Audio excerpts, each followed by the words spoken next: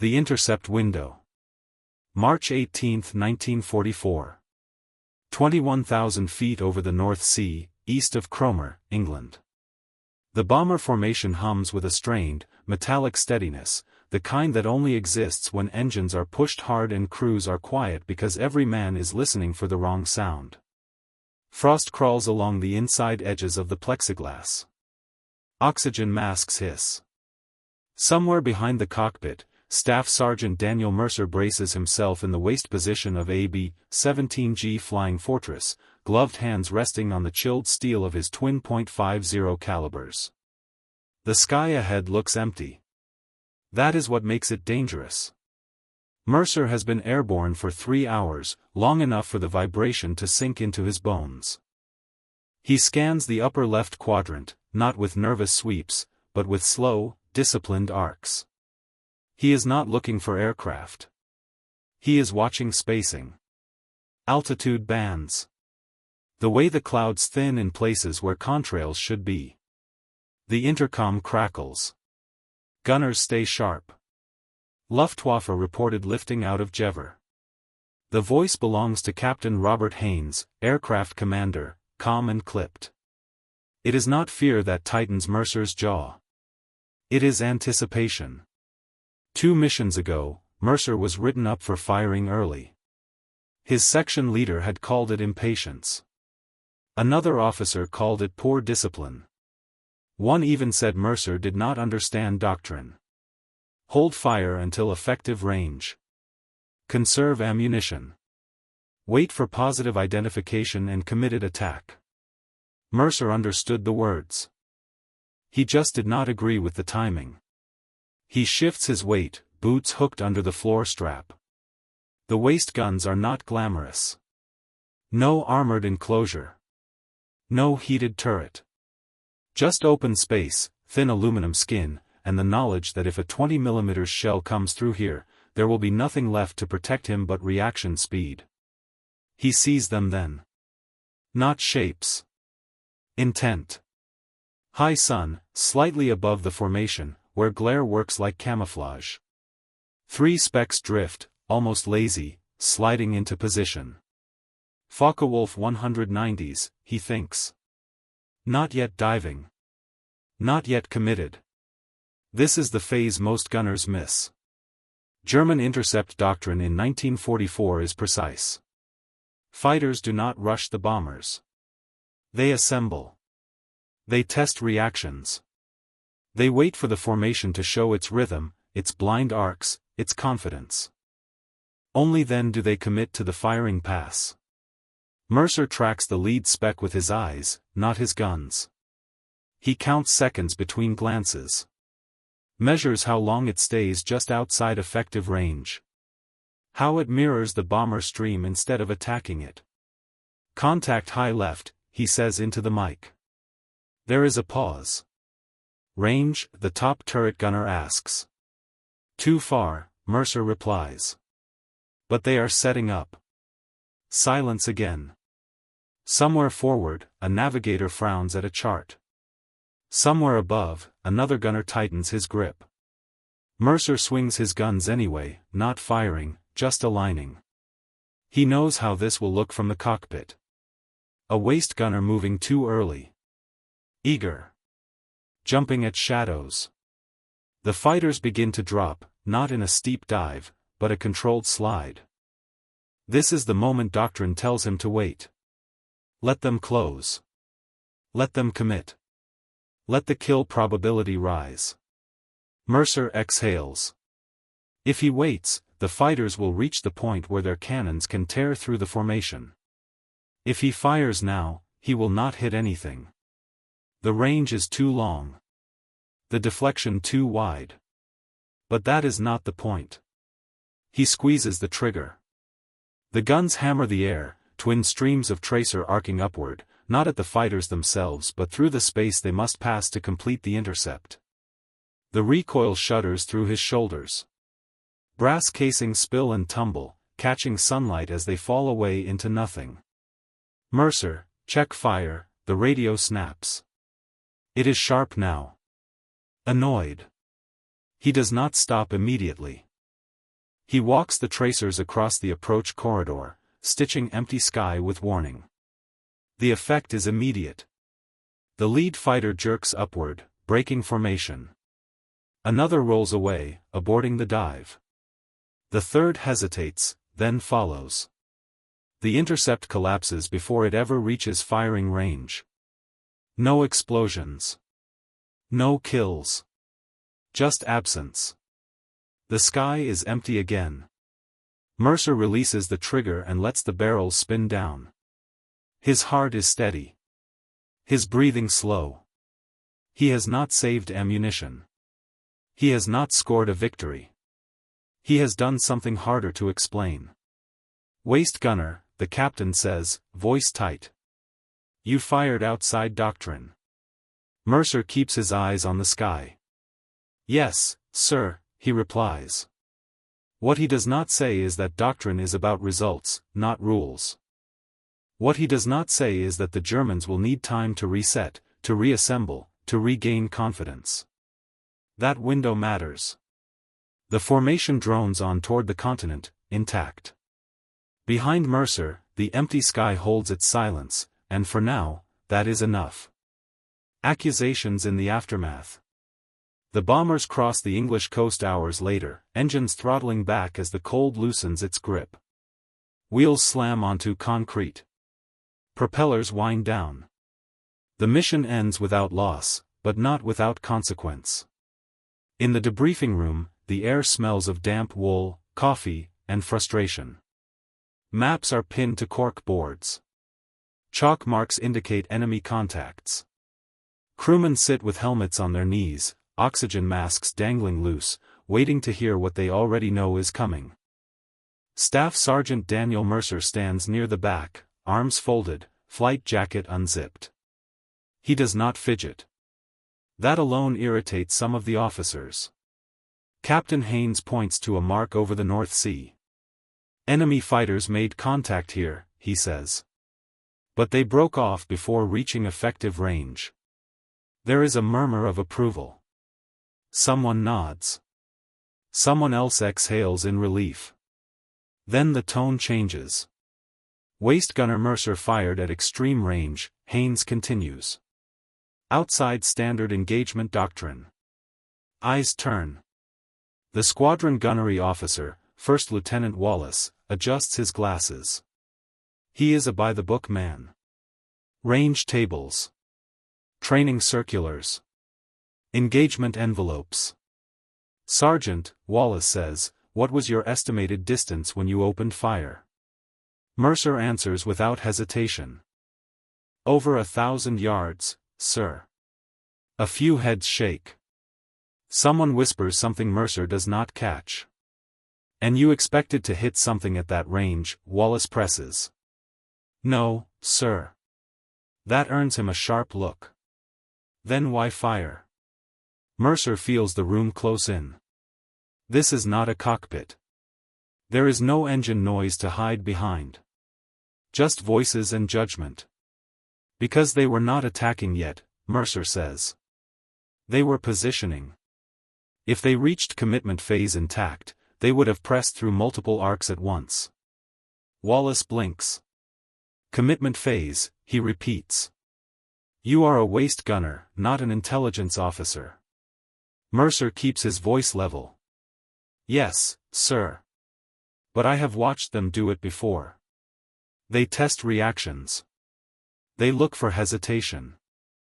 If they see no fire, they assume discipline means delay." Another officer speaks up, skeptical. "So you decided to teach them a lesson?" "No, sir," Mercer replies. "I decided to make them reset." There is a pause. The kind that stretches not because it is dramatic, but because no one is quite sure what to say next. Wallace exhales through his nose. "Doctrine exists for a reason," he says. "Early fire wastes ammunition. It gives away position. It encourages panic." Mercer nods once. "Yes, sir." "And yet," Captain Haynes interjects, tapping the map again, "they broke off." Silence.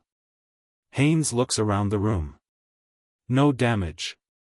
No losses. They did not re-engage until much later. Wallace stiffens. That does not make the action correct, he says.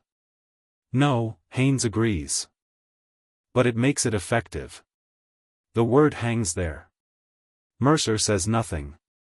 He is not here to argue theory. He is here because a formation came home whole. The debrief continues, moving on to flak reports and engine issues. But the earlier exchange lingers. Mercer can feel it in the way glances follow him. Not hostile. Curious. Later, outside on the tarmac, another gunner catches up to him. You really thought they would break just from tracers, the man says. Mercer shrugs. Not from tracers, he answers. From uncertainty. The next mission comes 2 days later. Same crew. Same aircraft. Same war. At altitude again, Mercer watches the sky with the same patience. The fighters appear sooner this time. Different angle. Different spacing. He waits. He does not fire. The fighters close. Too close. They punch through the formation in a coordinated pass. Cannon fire rips through the air. A bomber off the right wing trail starts to smoke. Mercer opens fire then, hard and fast, tracking the retreating shapes. The damage is already done. On the intercom, no one speaks. Afterward, back on the ground, no one questions why Mercer waited. The doctrine had been followed perfectly. And a bomber had still been hit.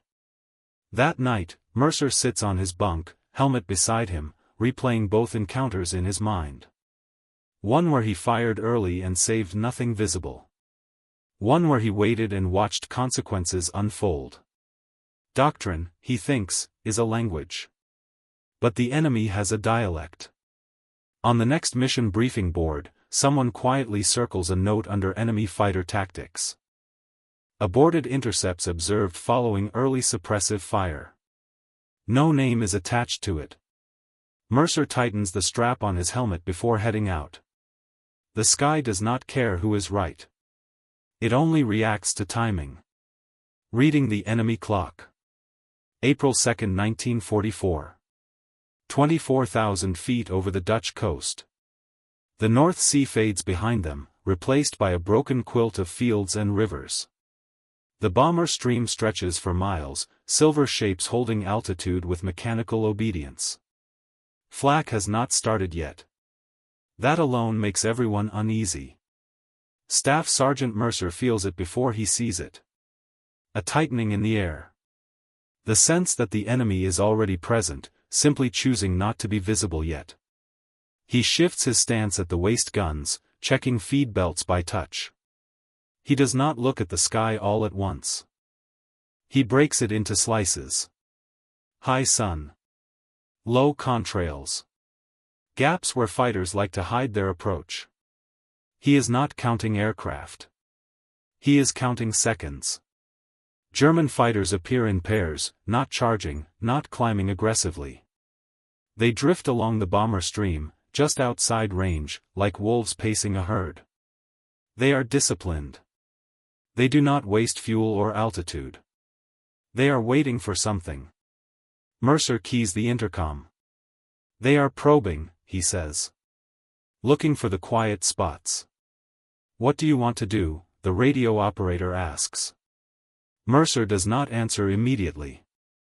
He watches one pair slide forward, then drop back. Another takes their place. No commitment yet. Just pressure. This is the enemy clock. Every intercept has phases. Assembly. Probe. Commit. Breakaway. Reset. The Germans are good at keeping the first three invisible to crews who only think in terms of range and silhouette. Mercer raises his guns, but again he does not fire. He waits until he sees the subtle change. The fighters stop pacing. They begin to line up, noses dipping just a few degrees. This is the moment before the dive. The moment when turning back costs more than pushing forward. He fires. Not a long burst. Just a sudden, violent snap of tracers across their projected path. A bright interruption. Not aimed at metal, but at intention. The fighters scatter. One rolls away immediately. Another hesitates, then breaks off. The rest follow. The intercept dissolves like smoke in wind. Contact broke, the top turret gunner says, surprised.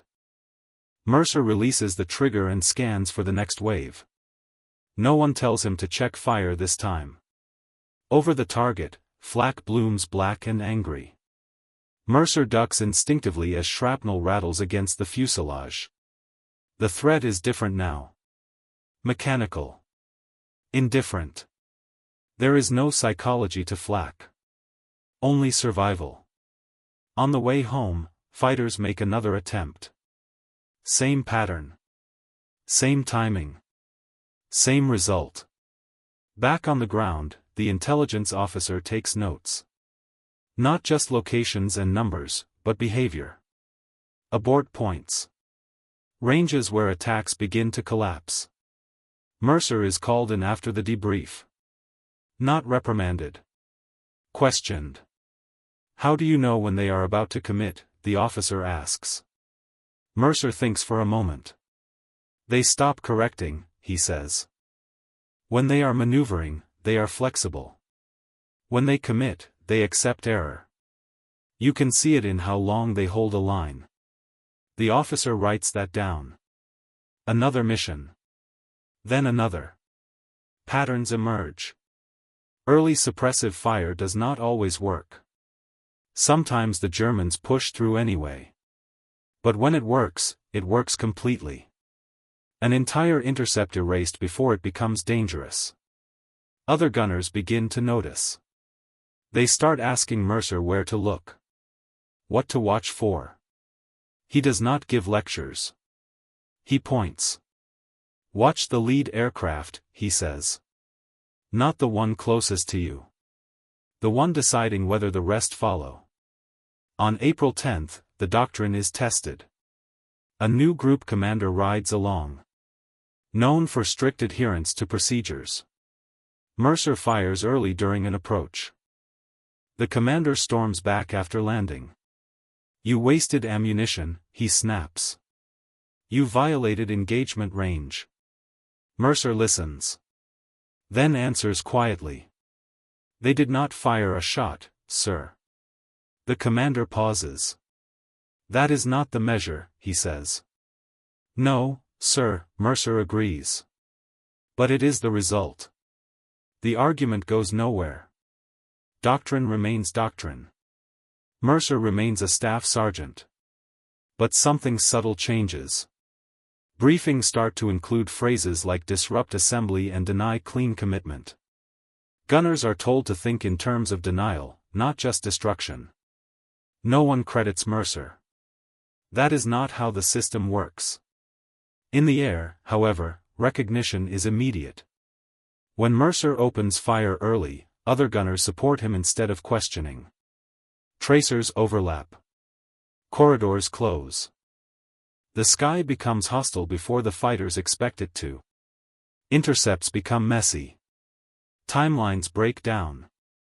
German pilots are forced to improvise. That is when mistakes happen. One fighter presses too early and flies into a crossfire. Another breaks late and takes hits on the way out. Actual kills begin to follow the disrupted ones. Mercer watches a smoking Focke-Wulf spiral down and feels no triumph. Only confirmation. Timing matters more than aim.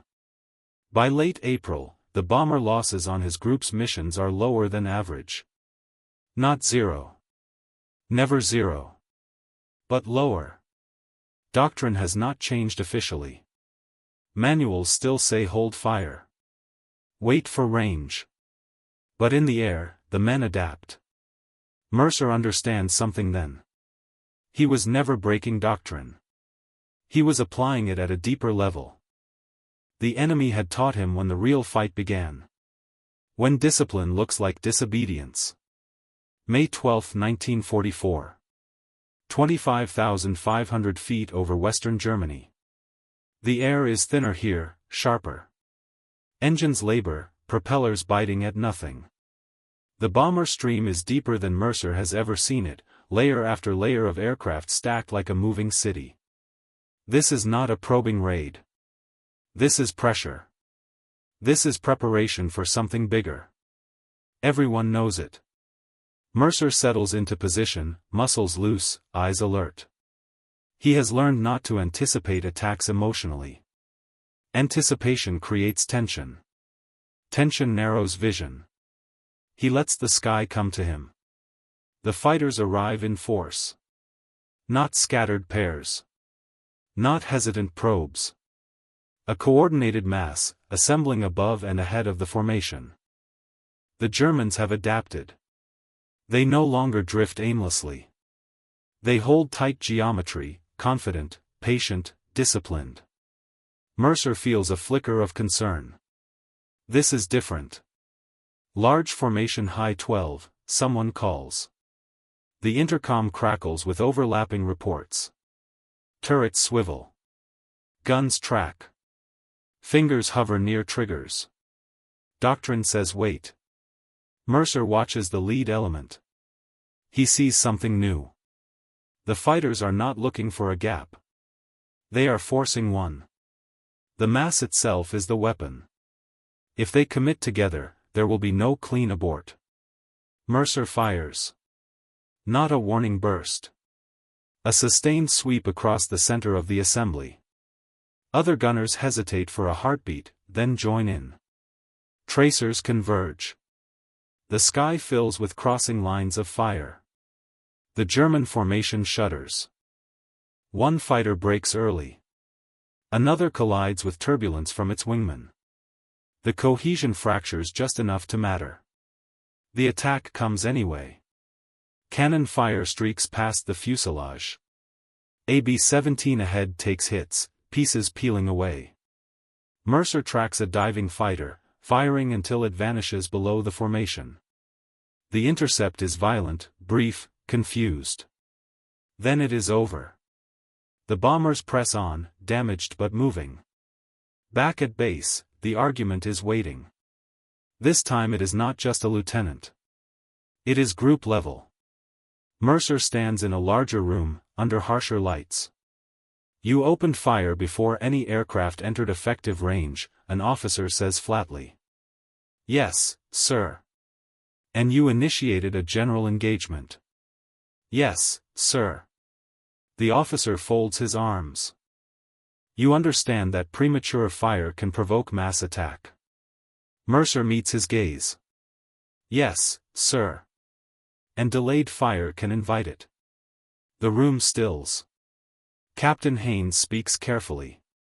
The fighters were assembling for a coordinated push. Early fire disrupted their alignment. Another officer counters. And still they attacked. Yes, Haynes replies. But not cleanly. Charts are brought out. Timelines compared. Attack vectors drawn. Something becomes undeniable. The intercept did not fail because of early fire. It failed to succeed because of it. Losses were lower than projected. Damage was spread rather than concentrated. No single bomber was overwhelmed. The senior officer rubs his temples. This cannot become undisciplined firing, he says. It is not undisciplined, Haynes answers. It is selective. Mercer is dismissed without reprimand. Not praised. Not warned. But after that day, a quiet instruction circulates. Experienced gunners are permitted discretion during intercept assembly phases.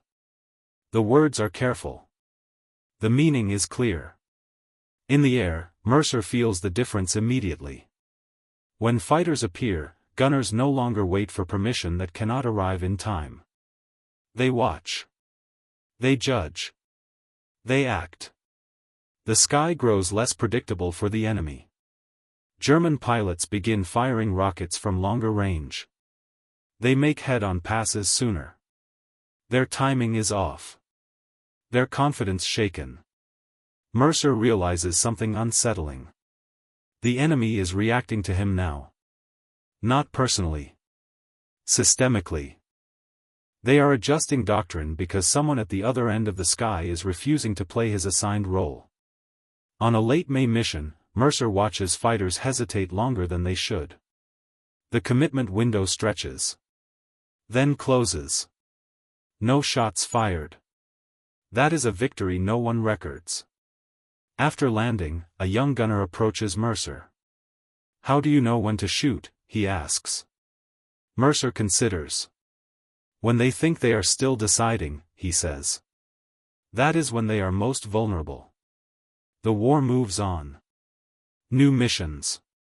New faces. Losses still come. But something has shifted. Discipline is no longer mistaken for silence. Doctrine is no longer treated as a stopwatch. And Mercer understands that breaking the intercept is not about defiance. It is about understanding the enemy well enough to act before they believe the fight has started. The space between rules and results. June 6, 1944. 26,000 feet over Normandy. The channel below is crowded with ships, wakes carving white scars across gray water. The airspace above them is no less dense. Fighters weave. Bombers hold formation. Everything moves at once, and nothing has room to fail. This is no longer a routine mission. This is history unfolding beneath their wings. Staff Sergeant Daniel Mercer feels the weight of it as he locks his boots into the waist position. The vibration feels heavier today, as if the aircraft itself understands what is at stake. German fighters appear earlier than expected. They do not probe. They do not pace. They rush to altitude with urgency, driven by necessity rather than calculation. Mercer recognizes the danger immediately. When doctrine collapses under pressure, instinct fills the gap. He watches the enemy assemble in fragments. Not clean lines. Not patient geometry. Desperation. This is the most dangerous kind of intercept. Mercer fires in short, deliberate bursts, not to disrupt assembly, but to deny focus. Tracers lace the air in unpredictable patterns. Other gunners follow suit, creating a shifting wall of uncertainty. The Germans hesitate. They should not. They need to attack. They know it. That hesitation saves lives. A head-on pass comes anyway. A fighter flashes past, so close Mercer feels the shock wave. He fires without thinking, muscle memory guiding the guns. The fighter disappears behind the formation. No one knows if it was hit. It does not matter. The sky remains contested but broken. No single mass attack forms. The bombers reach their release points. Payloads fall. The invasion below continues. On the return flight, Mercer feels exhaustion settle into his bones. The adrenaline drains away, leaving only awareness. This may be the last time anyone questions his understanding of doctrine. Back at base, there is no dramatic reckoning. No ceremony. Just tired men and quiet acknowledgments. An operations officer stops Mercer outside the briefing room. "You have a sense for timing," he says. Not a compliment. An observation. Mercer nods. "Timing is everything up there," he replies. Weeks later, a revised gunnery circular circulates. Language softened. Engagement discretion expanded. Emphasis placed on disrupting enemy attack phases. Mercer's name is not on it. That is fine. He did not need recognition. He needed bombers to come home. By late summer, new gunners arrive already trained to think this way. They talk about intercept windows and commitment thresholds as if they have always existed. Mercer listens and says little. On his final mission before rotation, fighters appear once more. Same sky. Same tension. He watches. He waits. Then he fires. The intercept collapses before it begins. The bomber lands intact. As Mercer climbs down from the aircraft, the ground feels unreal. Solid. Heavy. Someone once thought he did not understand Doctrine. What they missed was that Doctrine is not a list of commands. It is an attempt to describe reality. Mercer understood the reality well enough to act inside it. And that made all the difference.